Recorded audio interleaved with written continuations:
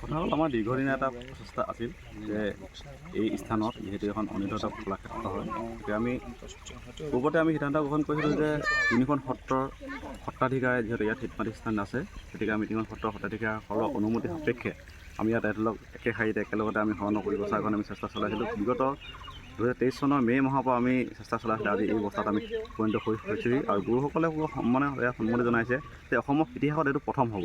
গতিকে বিগত বৰ্ষত আমি তেনেধৰণৰ দেখা পোৱা নাছিলোঁ বা গুৰুসকলেও কৈছে তেনেকুৱা কাৰ্যসূচী হোৱা নাছিল। এবাৰ হয়তো খুব ভাল হ'ব। গতিকে আমাৰ উঠি অহা প্ৰজন্মৰ কাৰণে ই এক আদৰ্শ হ'ব বুলি আমি আশা কৰিছোঁ আৰু গুৰুসকলে কামনা কৰিছে। কিমানজনে শৰণ ল'ব?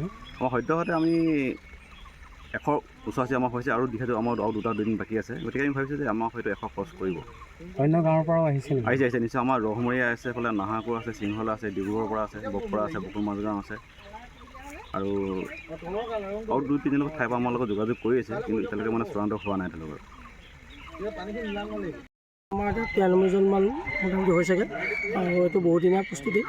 3জন গুৰু থলীত শ্ৰী শ্ৰী অনিৰুদ্ধ কলাক্ষেত্ৰ বৰনামঘৰৰ থলীত 3জন গুৰু একে সময়তে একে টাইমতে একেটা লাইনতে মায়মৰা ধৰ্মৰ ৰীতি নীতি অনুসৰি এখন কাৰ্য সমাপন কৰিব।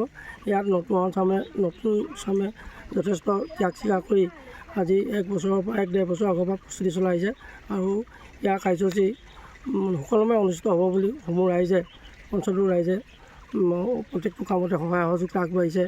শৰণৰ কাৰ্য আগবঢ়াবৰ কাৰণে ৰাইজৰ সহযোগত এটা পুখুৰী ৰাইজৰ দান বৰঙণি এইটো নিৰ্মাণ কৰি উলিয়াইছে। গতিকে ৰাইজৰ সহযোগত যিকোনো কাৰ্যসূচীটো সুকলমে অনুষ্ঠিত হ'ব বুলি আমি আশা কৰিছোঁ। পোন প্ৰথমবাৰৰ বাবে হৈছে মদাৰখাট সত্ৰ বেলেগকৈ লয়, লিংজয় সত্ৰ, গড়পৰা সত্ৰ সম্পূৰ্ণ বেলেগ কিন্তু আপোনালোকৰ একেলগ হৈছে। হয়, এইটো ঐতিহাসিক এটা দিন হিচাপে পৰিগণিত হ'ব। যিহেতু এনেকুৱা এটা কাৰ্য বকুল মাজগাঁও এইটো অঞ্চলতে মায়মৰা ধৰ্ম সমাজতে আজিলৈকে দেখা নাই। গতিকে ই এটা সুদূৰ প্ৰভাৱ এটা পোৱাৰ সম্ভাৱনা আছে বুলি আমি ভাবিছোঁ।